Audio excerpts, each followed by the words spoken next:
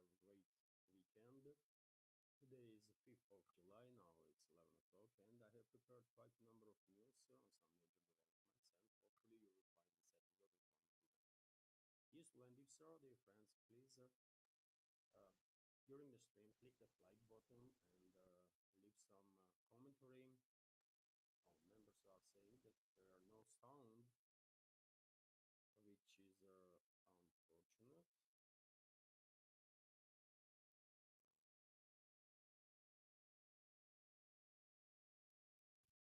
Should be okay, by the way, but let me is sound back, dear friends, or Annie,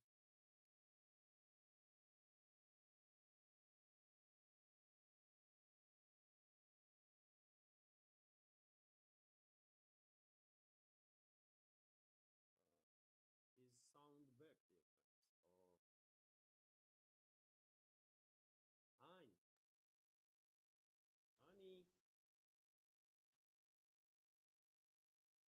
some sound issues.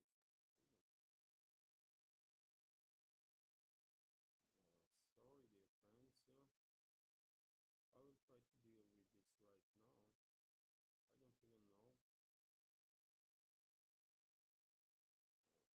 It shows that sound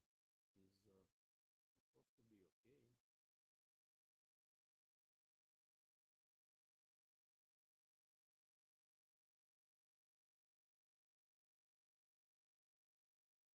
Is sound working now or not still?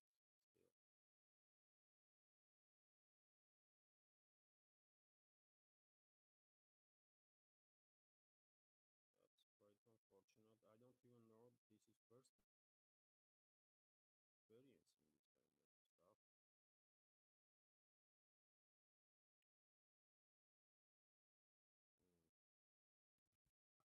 Wow.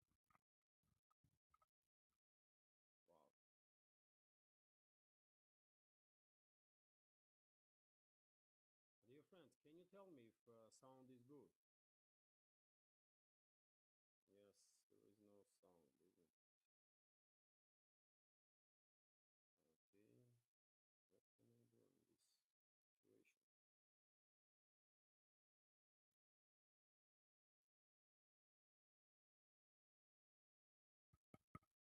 Okay, what can I do in this situation?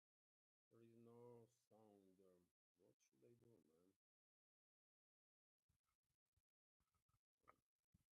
Maybe sound just really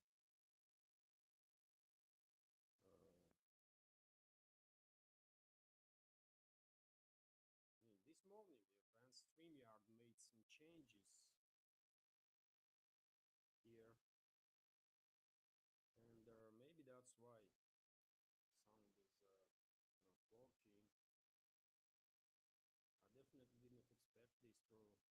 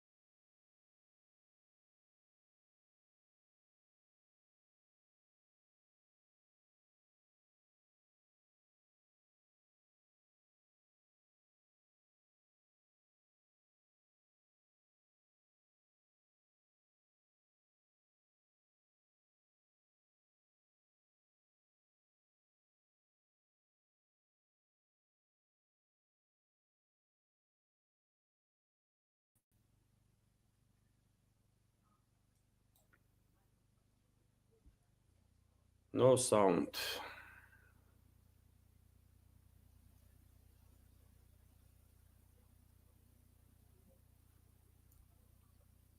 Hello. Is sound back, dear friends? Oh, sound is back. Oh, thanks God. Sorry, dear friends. I guess one of the ports of the notebook just went off. Or maybe I have to buy some new comp, man. I don't know. It's unfortunate, but yet again, hello everyone. My apologies for this technical issue. It it happens time to time, especially when you are working online. So okay, dear friends, I have, as I already said, I have prepared the news segment, and let's.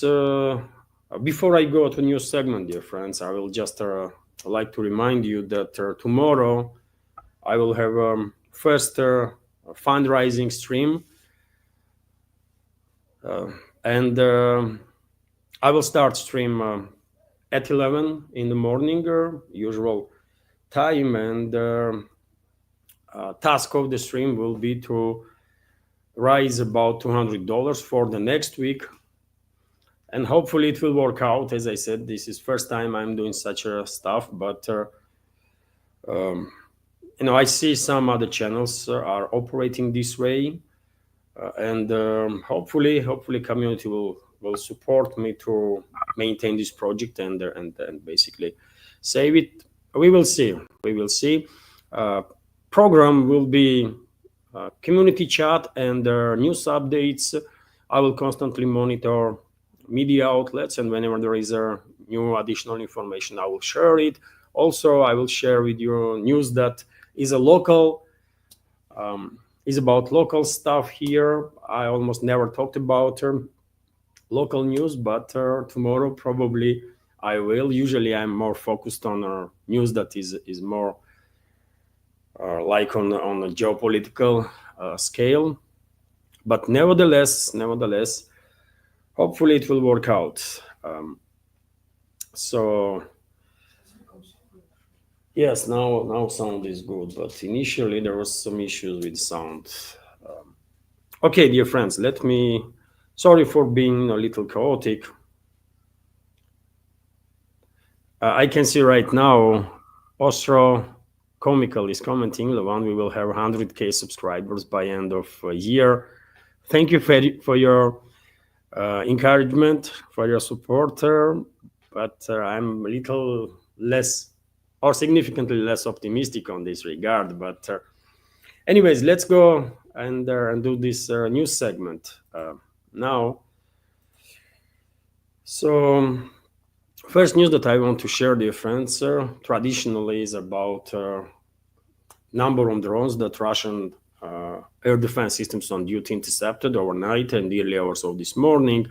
So overnight, 94 drones were intercepted by Russian air defense systems, but during the early hours of the morning, another 12 drones also shot down in different regions. And just before I start this live stream, Mayor of Moscow, Sobyanin, shared with public information that 2 drones were also intercepted while they were heading towards Moscow. So, relatively large-scale attempt of the Kiev regime and its NATO backers to strike deep into Russian territory, including on Moscow. But as it is always the case, Russian air defense systems on duty intercepted vast majority of their drones. TASS news agency is also reporting that yesterday there was another POW exchange between Russia and the Kiev regime based on agreements, humanitarian agreements that were reached during the Istanbul talks. Number of POWs that were exchanged between the sides is not known. Lately, Russian Defense Ministry, neither Russian Defense Ministry nor Kiev regime is sharing information about that. But speculations are on internet that maybe we are observing POW exchange based on the formula all for all. Maybe that is the case, and that's why information have not been about number of exchanged POWs have not been published. Zglya newspaper is also reporting that Russian troops approach Konstantinovka in their DPR, and this is a quite significant development, obviously. Surprisingly for many, by the way, yesterday reports there was a report that Russian armed forces established control over the Pritsechina settlement, which is basically outskirt of Konstantinovka.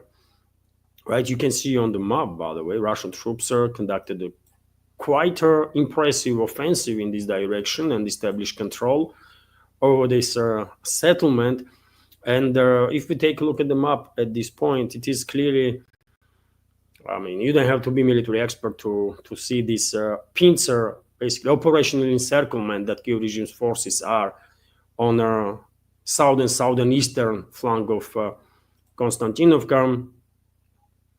And maybe in upcoming weeks, Russian troops will close this area, will encircle Kiev regime's forces, all will force them to just retreat towards the Konstantinovka until they can. But definitely surprising and quite significant success, tactical or sectoral scale success of the Russian forces in this direction. And there are some military experts were speculating that probably this summer Russia will focus main efforts of its military operations in Pokrovsk-Mirnograd direction to encircle these two cities. But these recent developments and this surprising offensive of the Russian troops towards Konstantinovka may be the indicator that probably Konstantinovka will be first, and then Pokrovsk-Mirnograd agglomeration. Although we just only can speculate on the matter.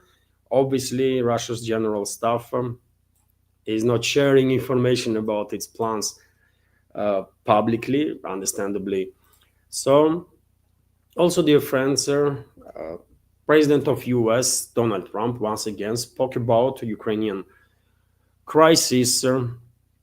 And, well, let's listen to him before commenting anything. Yeah. What does he say? I would say he's not thrilled with it, but, he's been able to handle sanctions, but these are pretty biting sanctions. Now, we talk about sanctions a lot, and he understands that it may be coming, and, he's a professional. It may be coming. Yeah, it may be coming. No, I think I'm tougher on Russia than I am on Iran. No, I think I'm tougher on Russia than I was on almost any other country. So that's what Trump is saying, by the way, in regards to a recent phone conversation that he had with the Russian president, also in regards to US policies towards Russia. He hinted there in that short interview that more sanctions are coming towards Russia. Probably he meant this bill that is worked out in US Congress about sanctioning not so much Russia itself, but states that are conducting trade with Russia, Russian allies, basically economical, political allies.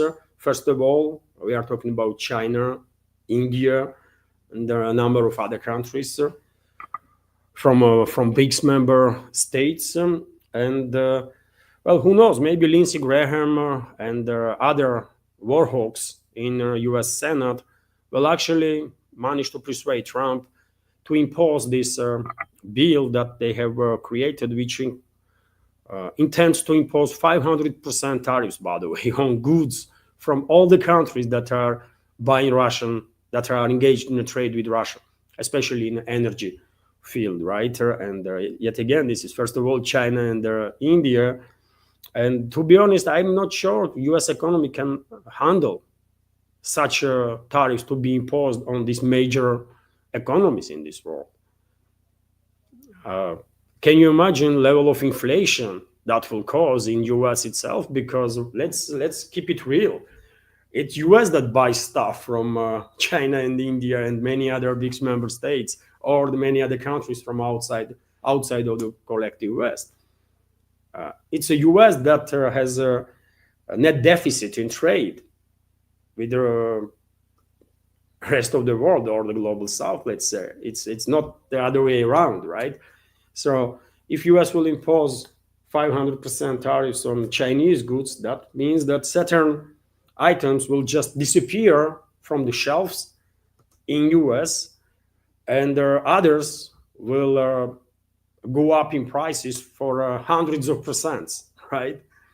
So these people like Lindsey Graham, by the way, I mean, they have to be stopped because they clearly are endangering economy of US and their own fellow citizens, and their financial and economical social stability, which is crazy. But yet again, unfortunately, Trump did hinted that he is considering to escalate with Russia, with sanctions, and God knows with what else, probably with more weapons to Kyiv regime. That will be consideration, especially because of all these calls from Europe and other collective West countries towards Washington to further intensify weapon supplies, right? And they are using, by the way, globalists and their allies are using quite disturbing tactics, right, to kind of force White House to escalate with Russia.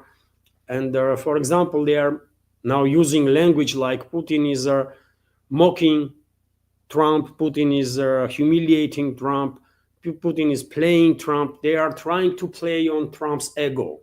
We all understand this, isn't it?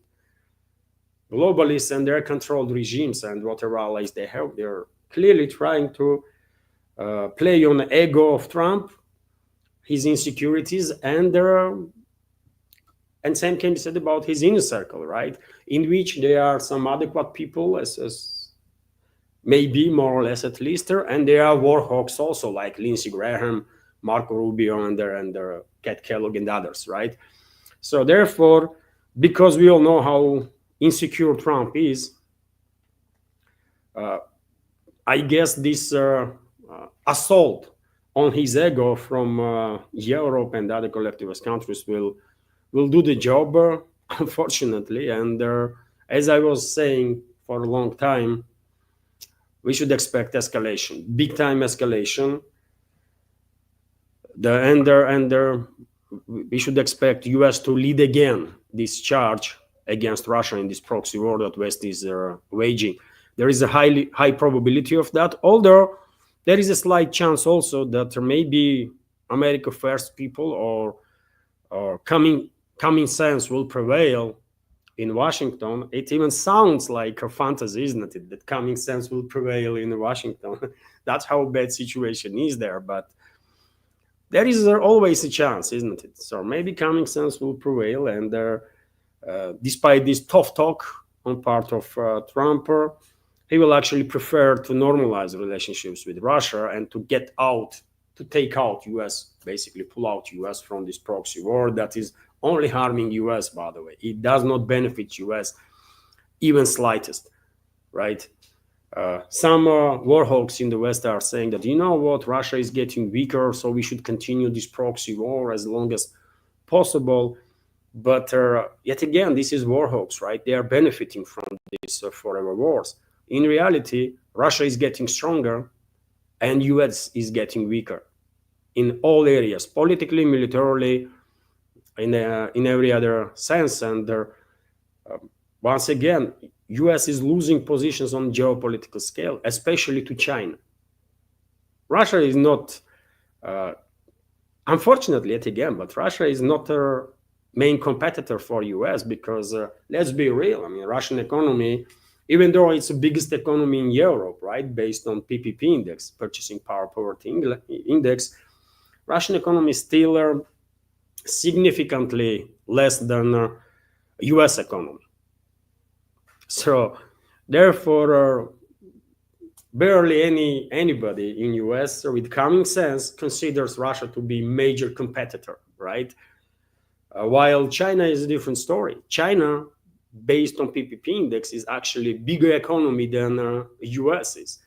And in upcoming several years, China will lead this world, even in GDP, traditional GDP index, as a main economy, right? And therefore, longer this conflict continues between collective West and Russia, and longer US is engaged in this proxy war, bigger the losses are on part of US itself, on yet again, on a geopolitical scale, on an economical scale, financial scale, and so on.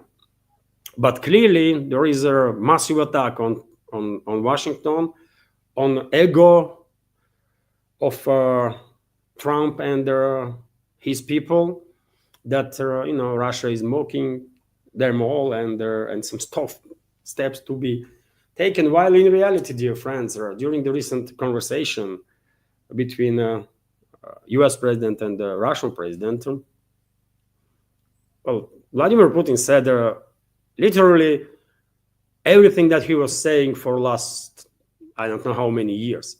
Since the beginning, let's say, special military operation. He did not say anything new, right? Russian position was very clear from the beginning.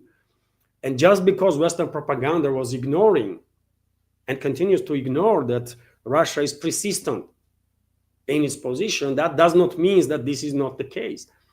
And if Western public somehow is misinformed or disinformed, and even public figures and the politicians, this is not our fault, it's their fault, right? Russian president and every other high-ranking officials were very persistent that Russia will, what Russia's demands are, and President Putin highlighted Russian stance on a ceasefire and peace last year. For example, while he was having a meeting with the leadership of Russian foreign ministry, right? We all remember that. And nothing has changed, by the way. Russia will continue special military operation until all their goals are reached. And if collective West wants to de-escalate, they should tell their proxies in the Kiev regime to agree on Russian terms, and that's gonna be it, right? Then sides will begin talk about mechanisms that should be put in place, right, before any agreements will be reached or finalized, to make sure that these agreements will be honored. And it's not going to be an easy task, but it's a doable, right? Nevertheless, let's go through this news here that Polish foreign minister, by the way, Radosław Sikorski, has claimed that Russian President Vladimir Putin is mocking his US counterpart Donald Trump's peace initiatives, or Donald Trump himself. Let's say it as he meant, right? The top Polish diplomat took to X on Friday to respond to a series of overnight Russian missile strikes on Ukrainian drone production facilities, an airfield and oil refinery, which Moscow said was a response to terrorist attacks by the Kiev regime.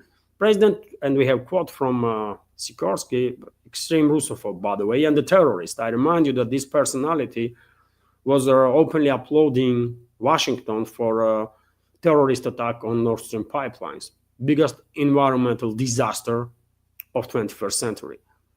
He was openly applauding, and he even wrote on X, "Thank you, America," or something on that line.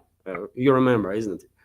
But anyways, let's go through his quote. President Trump, Putin is mocking your peace efforts.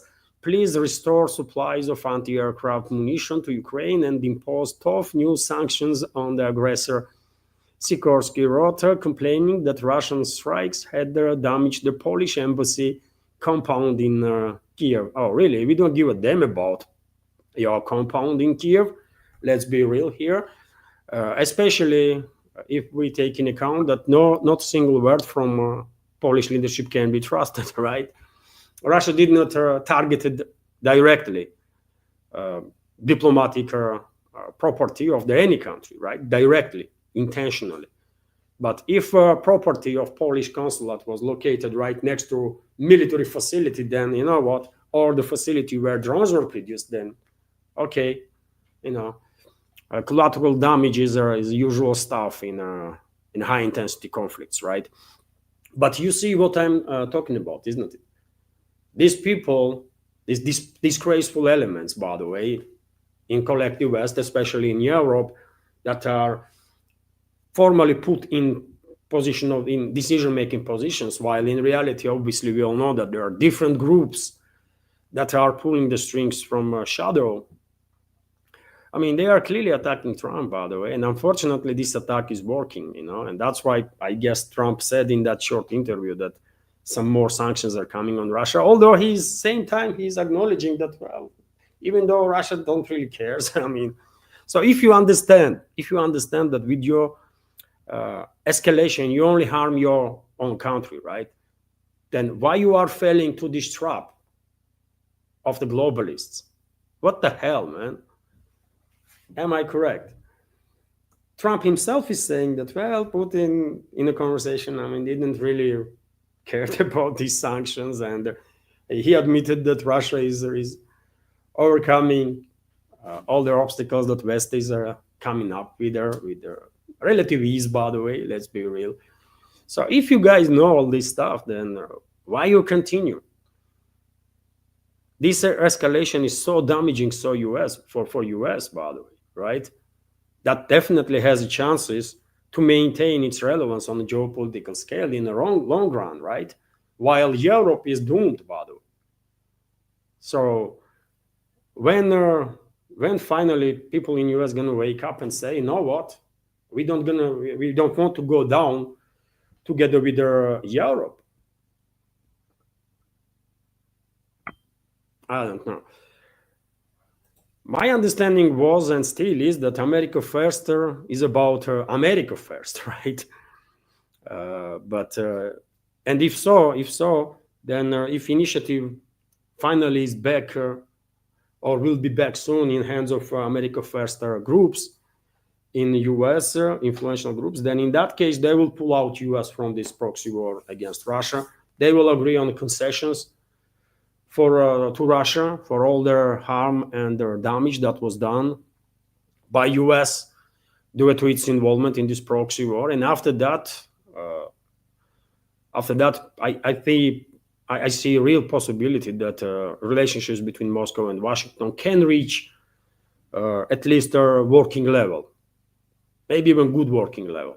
We're not going to become like strategical partners anytime soon, and we all know that. But if relationships will reach a good working level, that will benefit both countries, that will benefit both societies and the rest of the world too, isn't it? But it all depends if these America First forces will manage to, reclaim initiative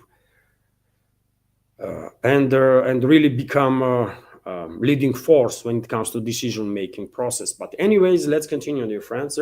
Interesting news that I shared on my Telegram and Twitter X page this morning, that 3 civilian vessels have been escorted by the Russian corvette Boyki in the English Channel. And on your screen, you see right now 3 merchant vessels and the Russian warship that was escorting in an iconic view of British shore, right? Well, this is at least a second instance when this exact corvette, Boyki, is escorting merchant vessels, convoy of or small flotilla of merchant vessels. And I was predicting this, isn't it? When NATO become extremely aggressive in the Baltics, when NATO began conducting all sorts of provocations against the vessels that were directly or indirectly linked to Russian ports or Russia, I said straight away that NATO will force Moscow to basically deploy its fleet and conduct convoys of of the merchant flotillas, and that's exactly what is happening. And this is second instance when Boyki is involved, or this warship, and I guess this is going to become usual stuff. This is going to become usual stuff now, right? That's the vessel, by the way, that we are talking about. You see on your screen. Interesting news. Hopefully, no NATO country will dare to check this corvette, by the way, right? Or otherwise, they're going to find out hard way that was a mistake. Let's continue with some more news. And well, Germany, according to reports, their friends are, first of all, from Bloomberg, are planning to buy 2,500 armored fighting vehicles and 1,000 tanks. They're to create a new NATO brigades to deter Russia. Europe's rearming and blaming it all on Russian threats since is ongoing, by the way, right? Militarization of Europe, and quite impressive numbers, by the way. I mean, 3,000 military equipment. Well, Russia already destroyed in zone of special military operation approximately similar number of military equipment that of Kiev regime, right? That NATO provided there. So in high intensity conflict, this 3,500 armored vehicles is like a couple of months of fight, right? Maybe less even, if we take into account all the experience that Russian armed forces are gaining, by the way, and all the new technologies and warfare tactics that have been adopted. But nevertheless, it is impressive numbers. Impressive numbers.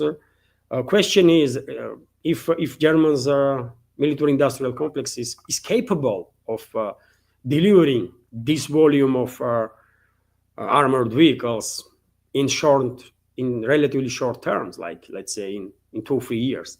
And I think her answer is no, clearly not, by the way.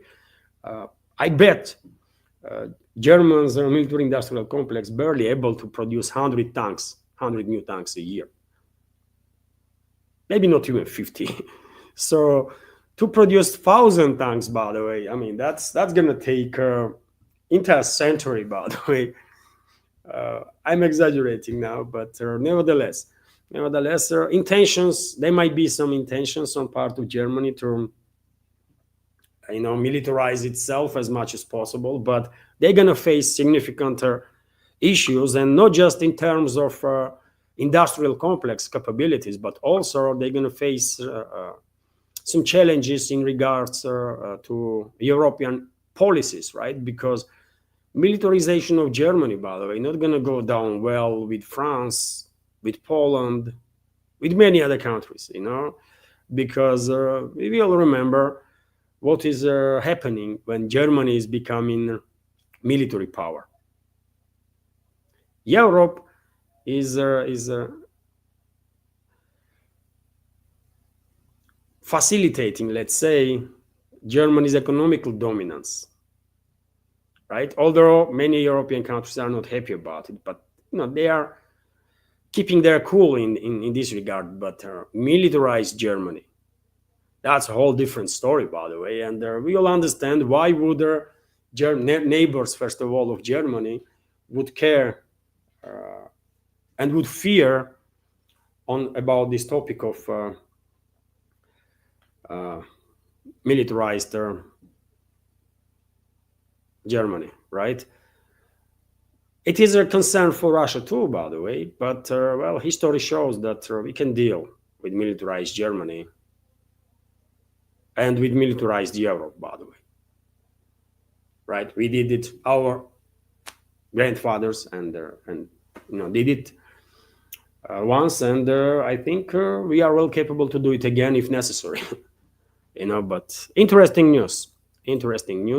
I guess neighbors immediate neighbors of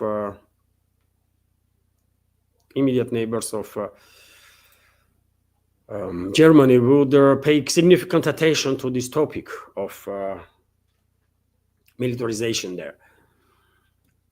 Also, interesting news from Slovenia, by the way. I mean, I can't even remember when Slovenia was making any headlines last time. But some interesting news that Slovenia's ruling party proposes referendum on NATO membership. Yes. So after the Slovenian parliament backed a constitution referendum on increasing military spending, the ruling freedom movement announced it will propose a new referendum, this time on Slovenia's NATO membership. The party says this is the real question that needs an answer from the public. The proposal will be formally submitted next week. Prime Minister and Freedom Movement leader Robert Golob stated on X, there are only two options. Enter either way, stay in NATO and pay our obligations in money, or we leave. Anything else is just a populist deception of Slovenian citizens. And you know what? Let's see, by the way, let's see how this referendum going to go down. But this might be beginning, theoretically speaking, this might be beginning of the end of NATO itself. Because if countries in full serious began considering leaving their organization due to demands that from Washington and from Brussels to increase their military spending up to 5% of GDP. I mean, well, that might actually finish off the NATO itself, because it's not just Slovenia, by the way, but literally almost every country in NATO will struggle to reach this objective, 5% military spendings, 5% of GDP, by the way, which in many cases will require to double or even triple current defense spendings, right? Also, probably all of you know already that Trump signed a big, beautiful bill.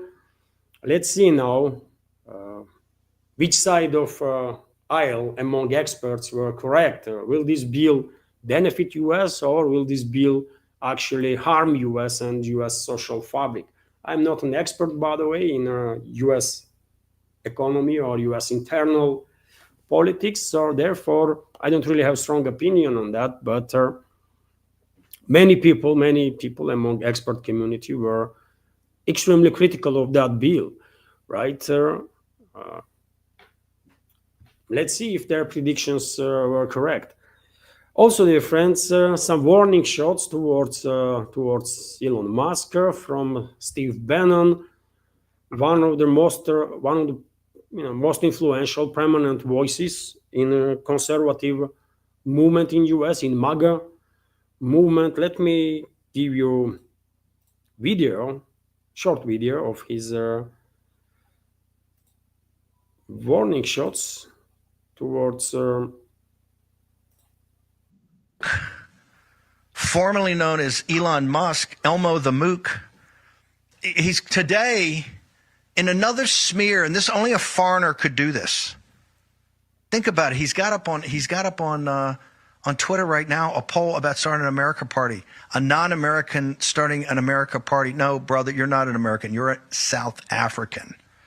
And if we take enough time and prove the facts of that, you should be deported because it's a crime of what you did, among many.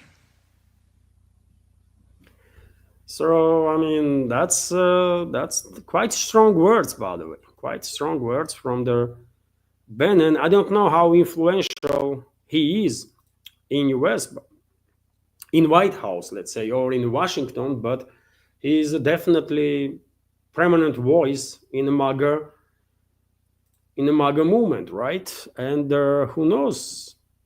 Maybe Musk is about to find out hard way what it is when you are up against certain elements of this deep state, certain elements of MAGA movement, and well, either he have to flee US, by the way, or he will need some very influential and powerful allies. And well, if deep state in US is somewhat against him, at least partially, if MAGA movement or America First movement is against him, then there is only one other force that is left there that actually do influence decision-making process, and that is the globalists, right?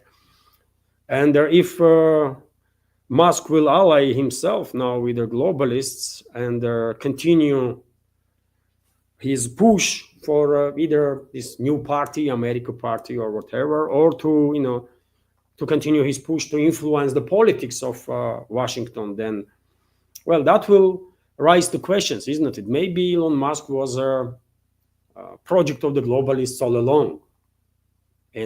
Many people will begin asking that question.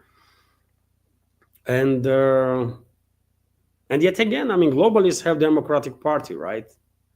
Do they really need another one, America First Party? But maybe that will be, if this is a somewhat globalist project, by the way, I'm just speculating now, then maybe this way globalists would like to suppress Republican Party and their roots,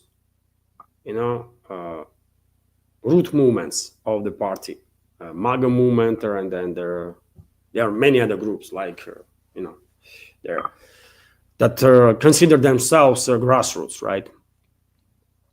So who knows? Who knows what is going to happen? But there are warning shots, by the way. A few days ago, Trump was critical again towards Elon Musk. Elon Musk fired back at Trump.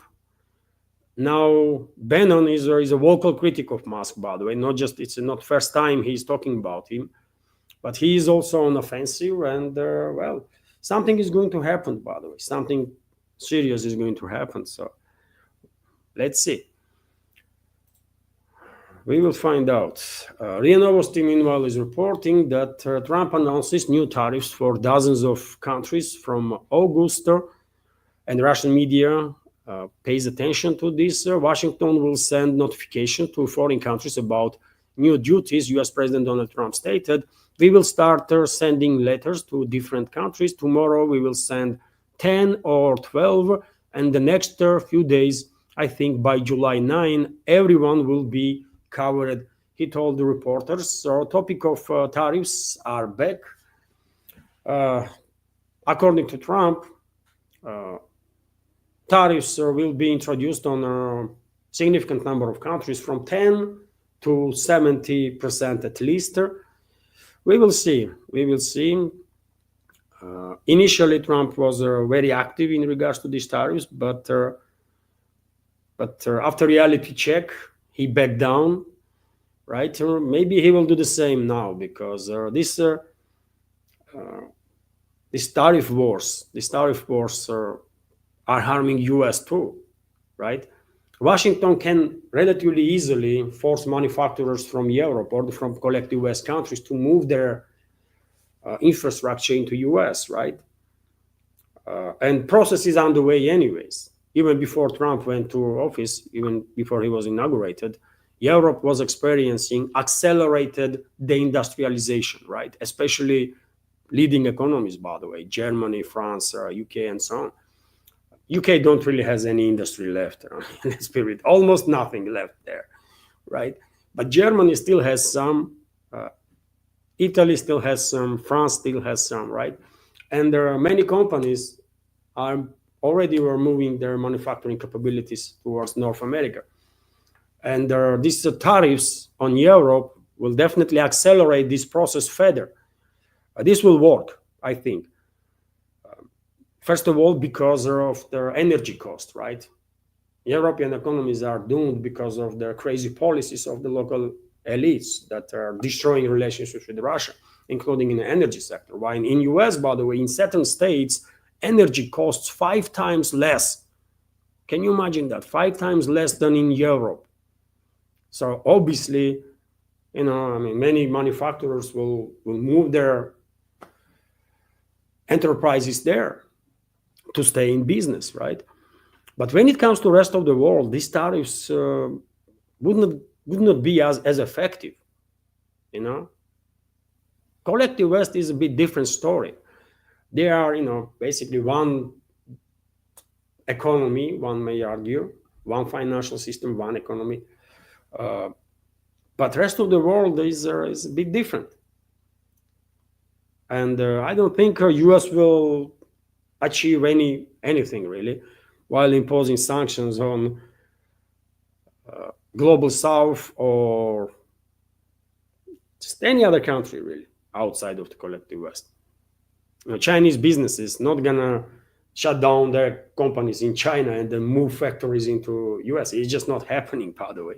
Indian companies not gonna do this, right? Government will not allow anything like that to happen. And governments will protect their industries in other countries too, but the Western world is a bit different, right?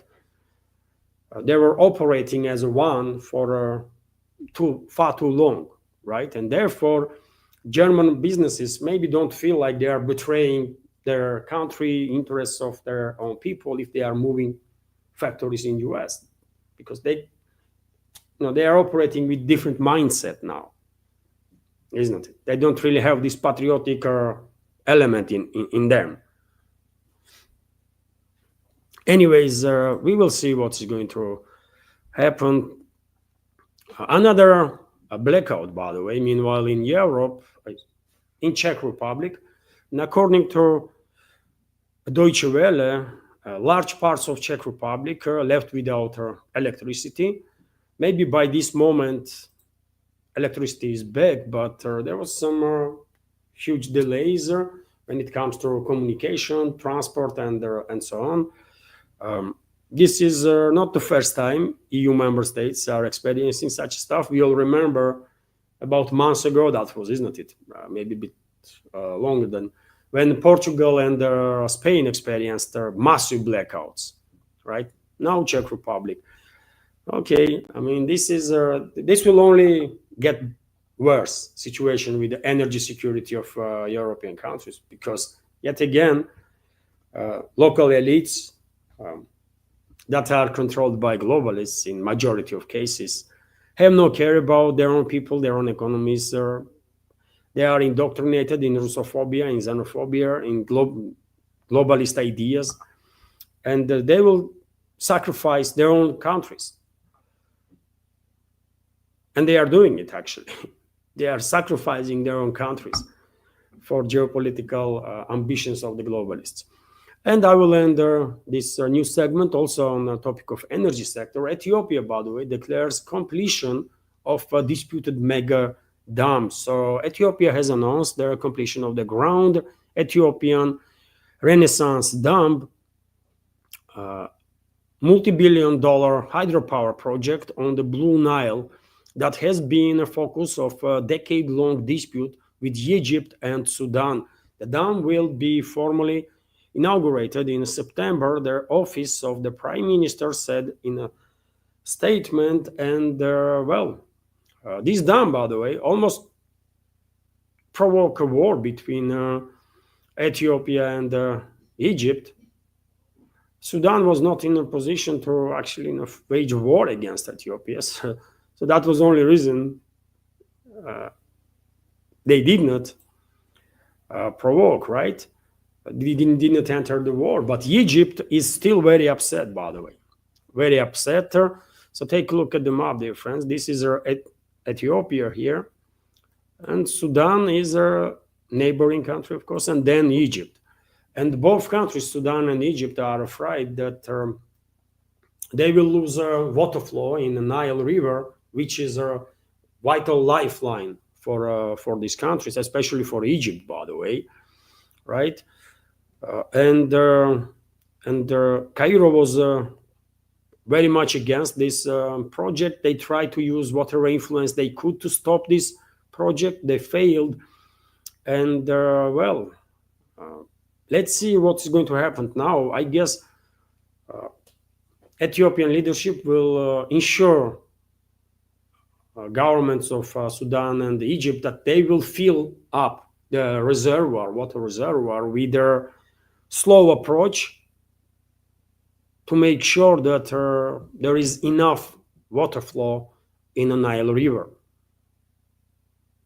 That's the only way forward. Otherwise, I mean, if Egyptian government sees a crucial drop in the Nile water levels, they might go ahead even with the military operation and try to destroy that freaking dam, man.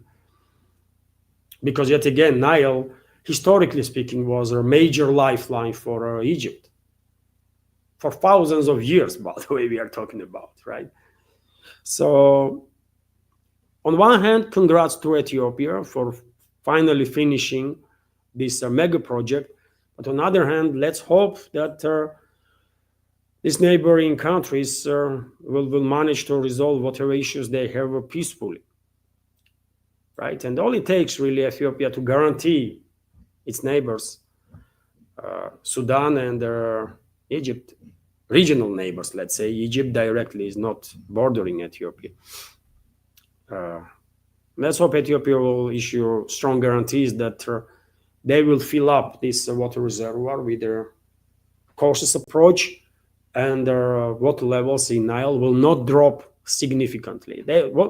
Water level will drop anyway, isn't it? Because they have to fill up now this tremendous water reservoir, isn't it? But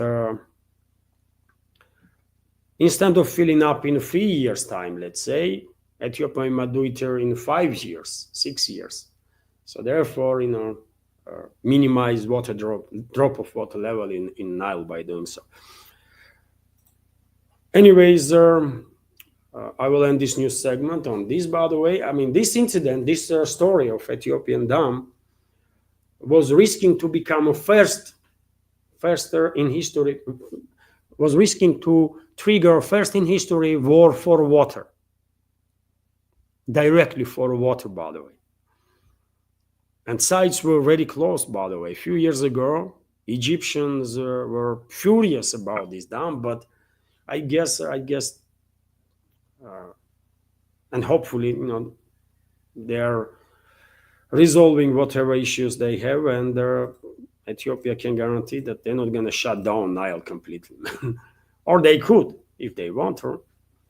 Or at least this Blue Nile. Right? Anyways, by the way, let's end the new segment on that. Hopefully you did find it informative and useful. And let's have a little chat now. Let's have a little Q&A, community chat. I guess there was no super chat on Rumble. Otherwise, Anya would told me. And also, let me remind you, dear friends, that if you want to, you can support my work. You can support this project through several means. During the live streams, you can use Rumble platform, super chat feature there. Also, you can become a premium subscriber on Rumble, or otherwise you can use PayPal or Boosty platforms, and you can subscribe to my Patreon page or page on Boosty. All the links, all the addresses, including crypto, are under this video in the description box. Send out a live stream. I will pin a comment with the links, right? And so also let me remind you that tomorrow is gonna be like first fundraising stream. I don't know how long it will last, by the way. I mean, 3 hours, 5 hours, 7 hours, but task is to as a result of fundraising, reach $200 marker. I don't know if this idea will work, but either I have to do this fundraising, or I have to find day job, right? And if I find any day job, by the way, approximately what I will make, if you are interested, about wages, by the way. I mean, any job, let's say physical, right? If I go to work in let's say supermarket, You know, I'm a journalist by profession, by the way. I mean, no media outlet will give me a job right now because I'm just too old, right? They will not even consider. I try to contact media outlets. They don't care, man. Just too old, right? Probably in your countries also there is issue of age, right? But you know, I can find some job. I have no doubts about it. And minimal wage that you know I can expect, minimal wage is about 70, 80, up to 100,000 rubles, which is $1,100-$1,200 a month. And if I will have that income, then you know, after work I will make live streams, right? That's the idea I had. That after work, you know, I will take an hour or two for rest. Then I will make live stream, and day job and whatever income I have from this project will allow me to continue be focused somewhat on this project. But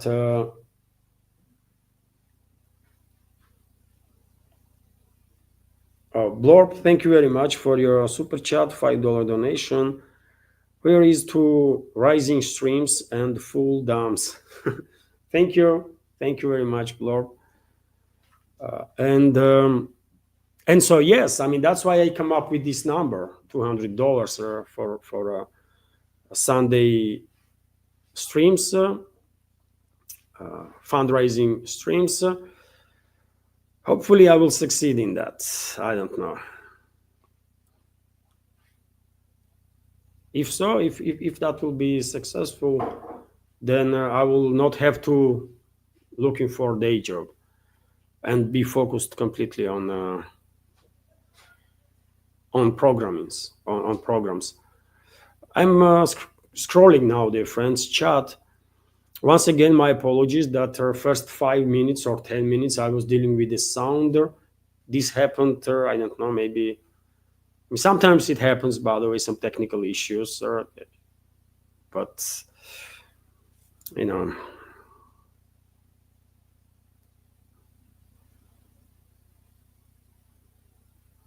So we have a question from Don Zugar. U.S. Secretary of Treasury Scott Bessent as an out of the closet LGBTQ, let's say, married to a man. Does Russia have any self-proclaimed LGBT serving as a top government officials? No. In Russia, by the way, there is laws in place that banning LGBTQ propaganda, right? And no one is asking no one, right? What orientation that or another person has. Nobody's business, right? But we heterosexuals, vast majority of humanity, we don't conduct demonstrations, isn't it, on the street, and we don't put banners up that, you know what, we men's and we are like women's, right? And females don't do the same stuff. Oh, we are females and we like men. We don't do this stuff, by the way. So therefore, why should LGBTQ people be allowed to march around with whatever banners, by the way? And who cares, man? Who are they? I mean, who cares what orientation they have? I don't understand these parades that LGBTQ people do, you know, in different Western countries. What the hell, man? What is wrong with those people? Does anybody really cares about their orientation? So I don't know. West can do whatever they want, isn't it? But here in Russia, there is a ban on LGBTQ propaganda, and no one can, on public domain, talk about this matter in terms of propagandizing something. So therefore, maybe among Russian officials, including higher-ranking officials, there are some LGBTQ people. Theoretically, that's possible, you know. But Do they go on TV stations and brag about it? No. And if anybody does, that means very first day that person will resign, and then investigators will take care of that person, because that was a propaganda, that was a breaking of the law. Otherwise, no one gives a damn, by the way, about anybody's orientation. That's my answer. That's how it is, by the way. And that's how it's supposed to be. I completely support this approach. This is normal approach, by the way. Your life is your life, right? Live your life, be happy, as long as you are not breaking law, not endangering society. And who cares, man? Just do yourself. But don't try to propagandize other people, right? That's all. Just stay in your world and just be happy. No one gives a damn, right? Okay. There was a donation on PayPal. Whenever it's a donation on PayPal, dear friends, I will only say first name, right? So Brian, thank you very much for your $5, $6 donation, almost $5.93. And there is a comment: I can give a small amount occasionally. I wish to see you succeed. We need a more independent news source. Thank you very much, Brian, for your donation, for your commentary. Truly grateful. Thank you. And that is my hope, dear friends. That is my hope that, with tomorrow's this fundraising stream, maybe many people will join from our community, because this is the only way independent channel actually can survive. If I had the sponsors, if I had some links with some media, state-run media here in Russia, or state institutions, then I would not even mention donation, but I would not care, by the way. Probably I'll be okay, right? In financial terms. But I'm independent, right? And your assistance, your support is the only support I have. So, and that keeps me free, which is great, isn't it? And that's the only way that channel actually can be independent. When on other channels in alternative media, you see advertises of some big businesses or some companies, then when you realize that, well, this advertising campaign probably does invests or pays significant volume of money to this or that creator, well, that might not necessarily be that may not necessarily mean that channel is influenced, but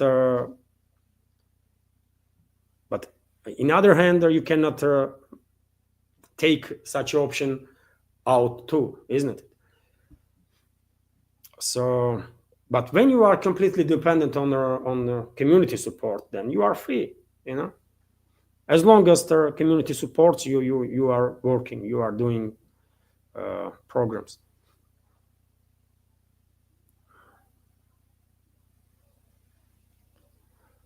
I'm scrolling, dear friends. As always, capital Q will make it before question, or the capital letters will make it easier to spot the question.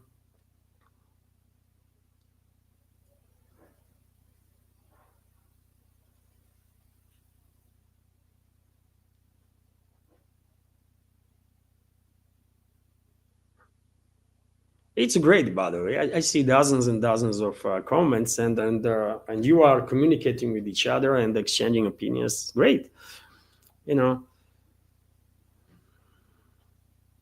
I'm really happy with these community chats. Probably one of the most successful stuff that I come up with in regards to my programming. Community chat, when people are communicating, and it's great.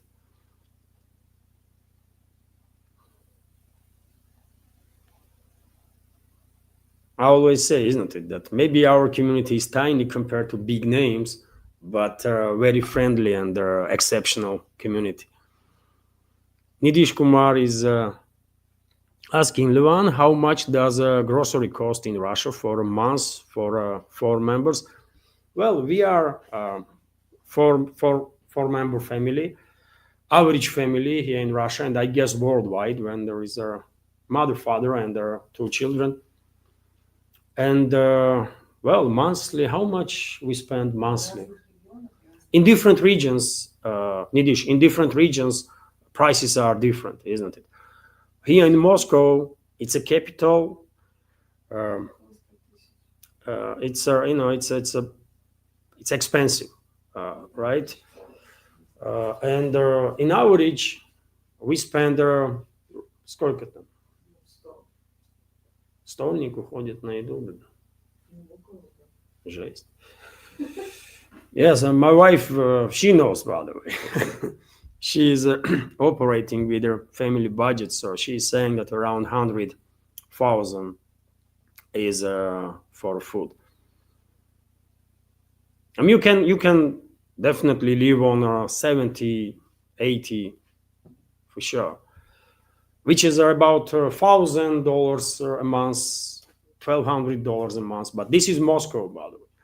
In different regions, prices are different.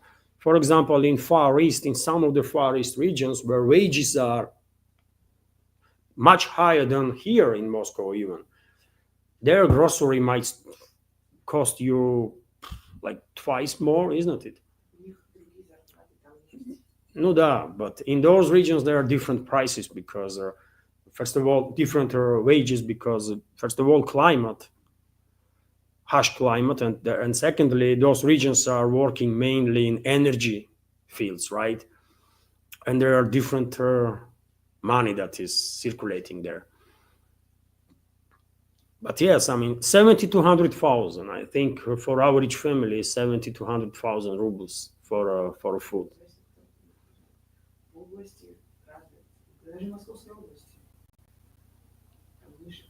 Even in Moscow region, by the way, I mean, we were living in Dmitrov, isn't it? Before we moved to Moscow, we were living there 3 years, right? In the Dmitrov, Moscow region, and the prices were quite significantly lower. For a flat, by the way, we were paying like 3 times less, isn't it, than we are paying now.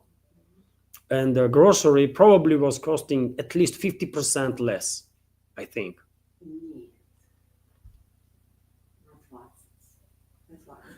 Okay, maybe 20% less or 30% less, but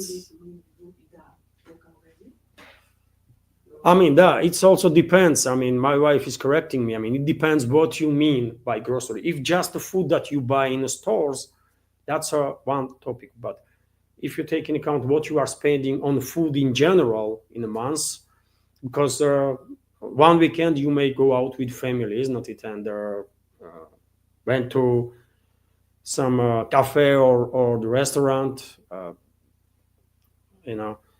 but grocery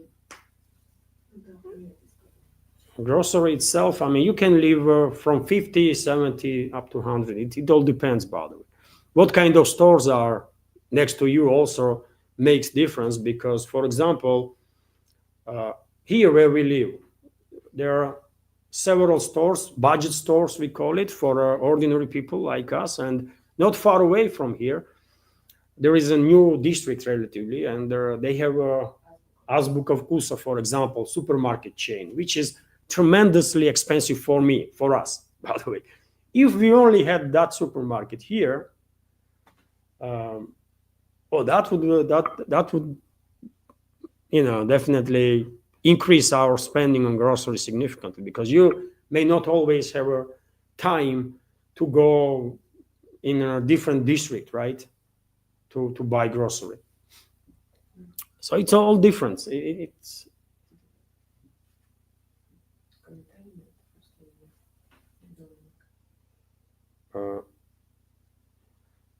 there was no comment on on PayPal, but there was donation.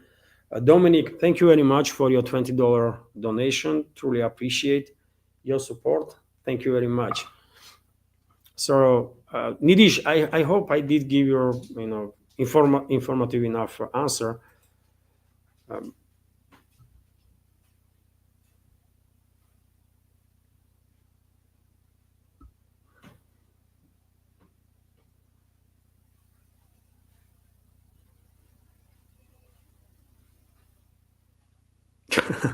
Don Zugara, you are focused today on LGBTQ stuff. So Don Zugar is asking, does Russia have same-sex marriage? No, Russia does not have this nonsense and will not have this nonsense ever. Guaranteed, by the way. As long as Russia exists, there will be no such a nonsense here. Impossible, right? Also, Nidish Kumar is asking, Levan, do you know you can customize your stream videos to different languages after live? Maybe that will help her.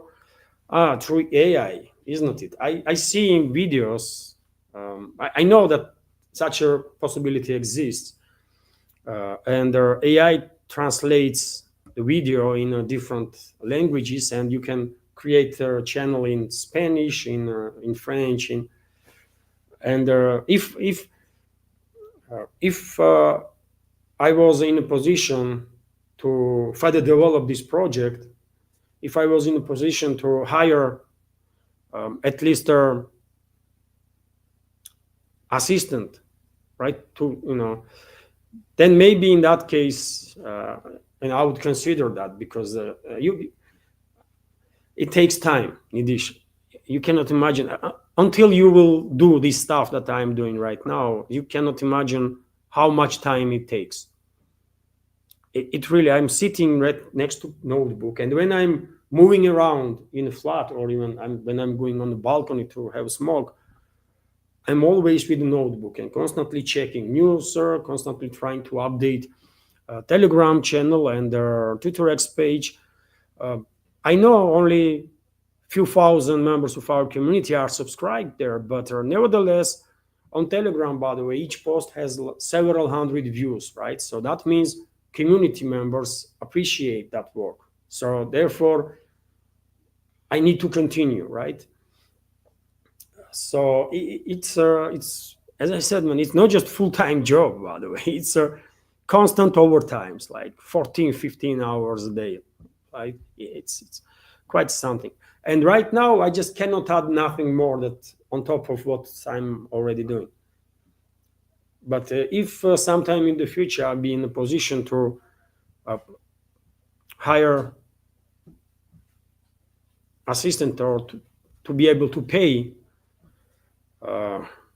wages, then in that case I might consider. I have so many ideas really that can be done and will be interesting. Quite sure about it, but it all comes down to finances, isn't it? Right now I'm barely managing, to pay the bills. So I'm not really managing to do so. I'm only able to pay the bills, monthly bills, because of the loan that I had there. I took from the bank, and I'm afraid in a month or two I probably will have to take another loan if nothing changes.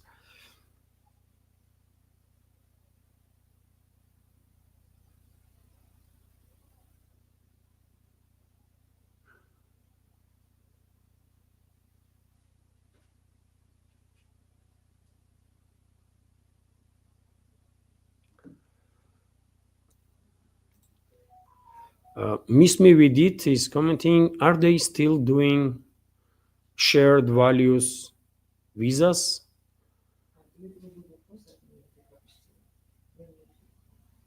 And there was also another question from Miss Me With It. What was the question on? When you do your fundraising tomorrow, do you think maybe you can tell us some information on how it is to move to Russia right now from America? Okay, there was another question from Miss Me With It about when I'm going to do fundraising tomorrow. I will start 11. During the fundraising to talk about how to move to Russia. Okay. Okay. I will share tomorrow during the stream what I know about how to move to Russia, and I will actually check. Thank you for your question. I will, after this stream today, during the day, I will check to have more information on that, right? But and it is possible. It's not easy, but it is possible. And many families from US actually are traveling to Russia and moving to Russia. And there are many of them have channels, by the way, on YouTube. Yes, of course, embassies are assisting, and it's doable. It's not easy, but it's definitely doable. And when it comes to visas, shared value visa, unfortunately, I don't know what that means. Do you know? What shared value visa means? I just don't know. Unfortunately, I cannot tell you. Sorry, but tomorrow during the stream, I will give you all the information that I have about how to move towards Russia. What is the best way? But yet again, it's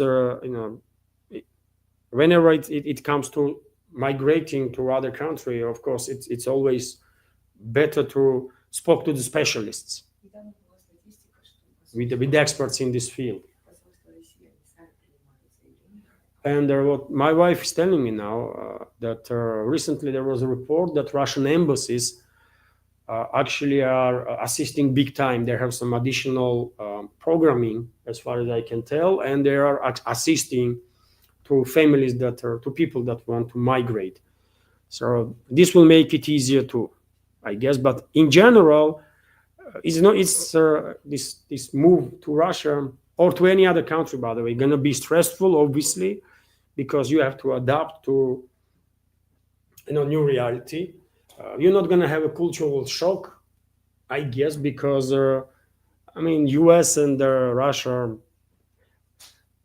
there might be, they have to be some differences, obviously, but in general, it's just different language mainly, isn't it? And that's about it.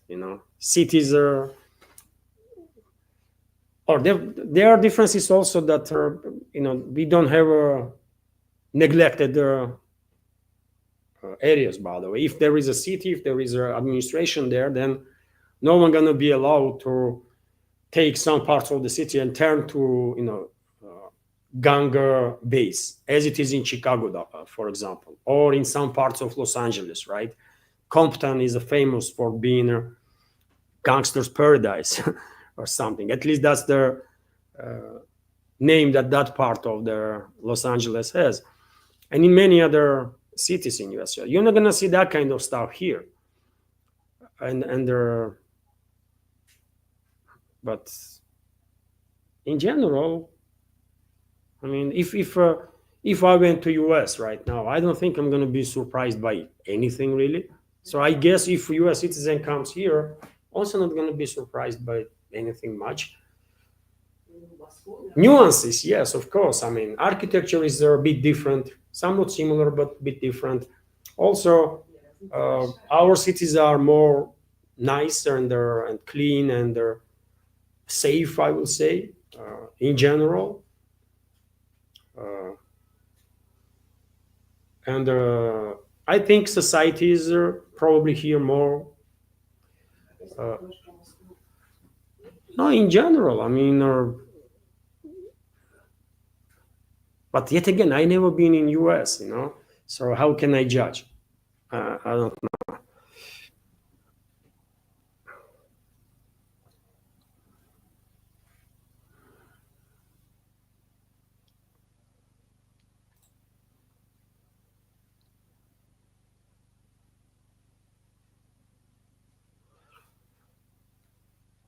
Levan, do you have small farmers selling their produce on the streets in Russia? They are farmers market, Nidish. not on the streets. You're not gonna see like people selling their produce on a sidewalks or something, but there are farmers markets, of course, in many districts, but I guess in all the districts, by the way, and you can go there and buy produce directly from their farmers. Yes, there is such possibility, and it's better to do so, by the way, even if it's a little bit more expensive. It's just better quality produce that you buy in the supermarket. That's my personal opinion. But yes, Anya is telling me that in Moscow, farmers markets are more expensive than supermarkets. But in regions, by the way, it's the other way around. Farmer markets are actually cheaper than supermarkets. So many people, obviously in that case, many people buy stuff, groceries in or agricultural produce in the farmers market. We buy stuff mainly in supermarkets, by the way. It's just cheaper, you know. So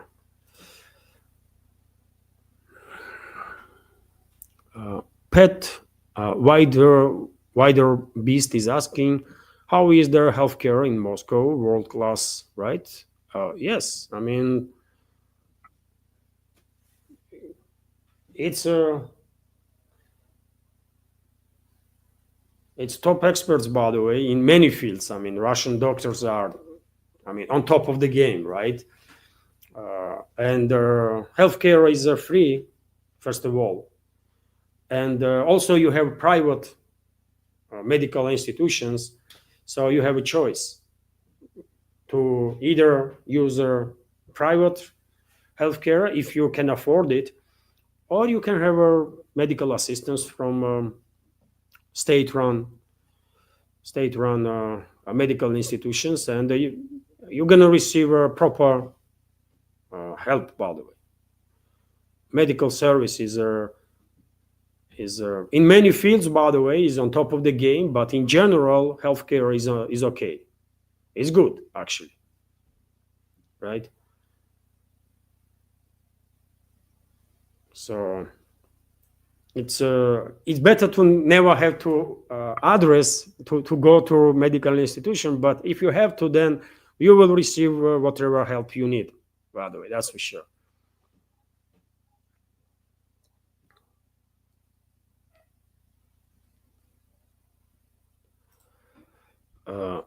Samares is asking, how do you compare living in Georgia to living in Russia? What are specific benefits to both? You know, I grew up, I was born in Georgian Soviet Socialist Republic, right, during the Soviet Union. So I grew up there. So, you know, when you grew up in some place, obviously you feel yourself like fish in the water, right? And Russia, by the way, I'm a Russian speaker since my childhood, so you know I also feel free, and I never see myself as I never see Russia as to be some foreign state. By the way, I was always considering Russia to be part of my world, right? As I said, I was born in Soviet Union, by the way, and therefore, you know, when we had to flee Georgia, you know, we end up in Russia, and we adapted, right? And in process of integration, we did not feel some difficulties. When it comes to differences of life, by the way, I mean,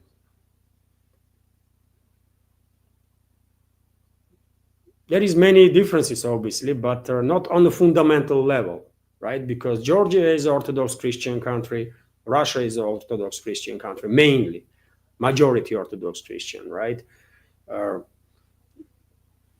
We are for centuries in a somewhat similar cultural space, right?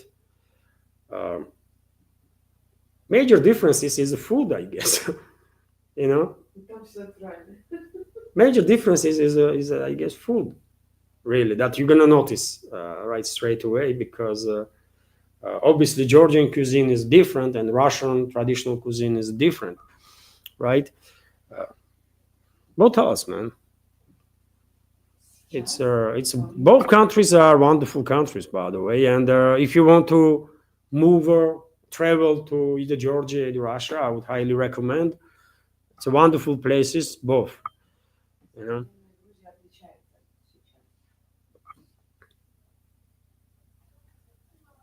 But I would not say that there are some major differences between their countries. Language, by the way, obviously, and their cuisine, that's the main thing that you're gonna notice.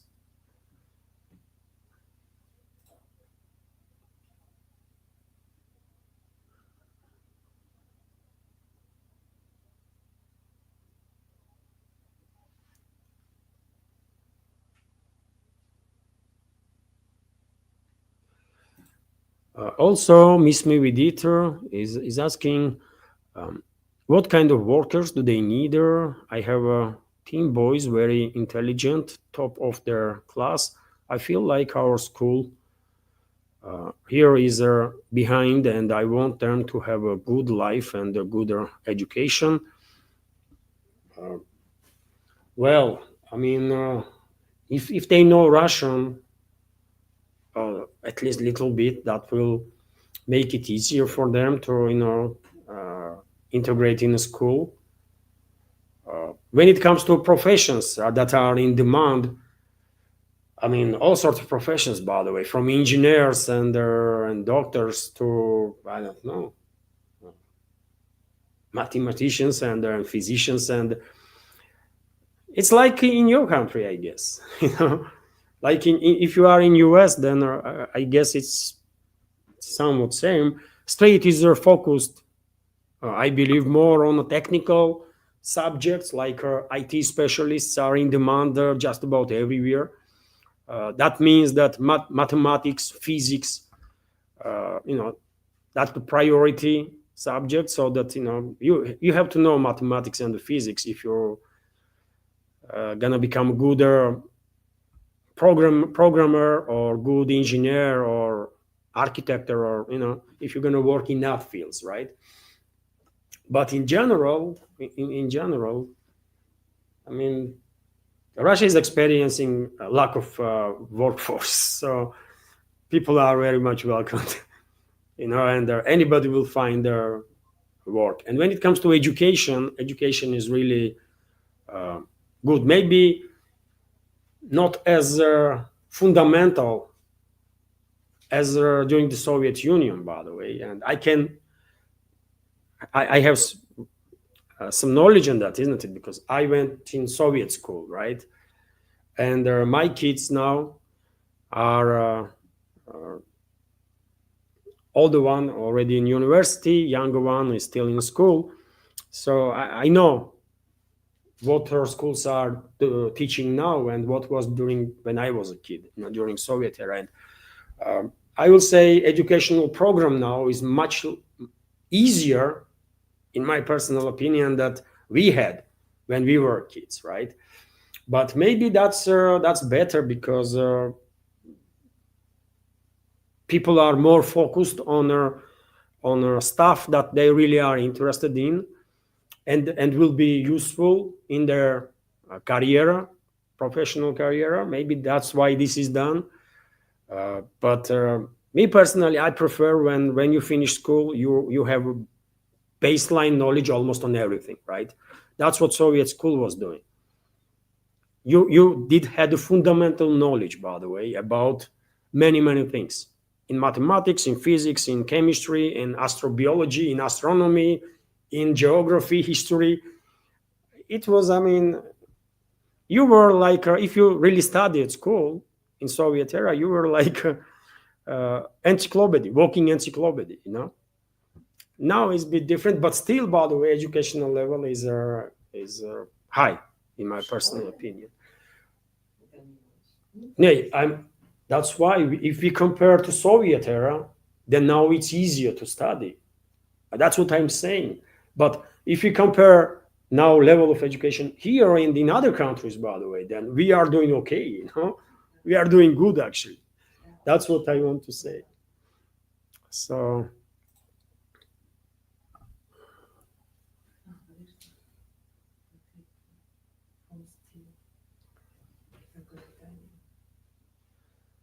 Steven, thank you very much for your donation, $26 donation.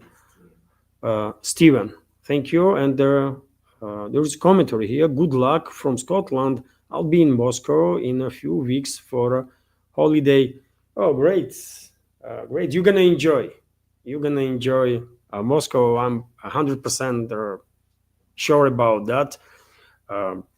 It's a wonderful city, by the way. If you had the opportunity to travel to several, there is a golden ring around Moscow, by the way, and it's wonderful. I mean, if you manage to travel around Moscow, that would be the great tour. You're gonna enjoy many cities, by the way. Sergiev Posad. If you go to Sergiev Posad, by the way, there is a monastery complex there that is absolutely wonderful. One of the holy places for Orthodox Christianity. It's wonderful. Many cities, by the way, around Moscow. I mean, if you manage to travel further, you will, you know, of course, enjoy even bigger, right? St. Petersburg, by the way, on a train, it will take only on a train to St. Petersburg is like 3-4 hours. Okay, 5 hours, and you are in St. Petersburg. You can enjoy your day there, and late evening, just come back to Moscow. You know, some people do that kind of stuff, and some people do that kind of stuff every day, by the way. People leaving St. Petersburg and work here in Moscow and the other way around. So trains are constantly busy. Many trains, Moscow, Peter, and vice versa. So you're gonna enjoy 100%. Fingers crossed, weather gonna be good, because in June, by the way, weather was quite, you know, on autumn side, you know, weather autumn, yeah, weather in June was more on autumn side. Yes, there is a risk, by the way, that there will be flooding in St. Petersburg, unfortunately.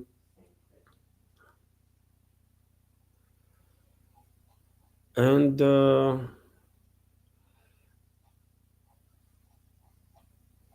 I guess, dear friends, we can end this live stream now. Thank you all for your attention, for your support. Have a wonderful Saturday, wonderful, great weekend, and see you tomorrow. Thank you all.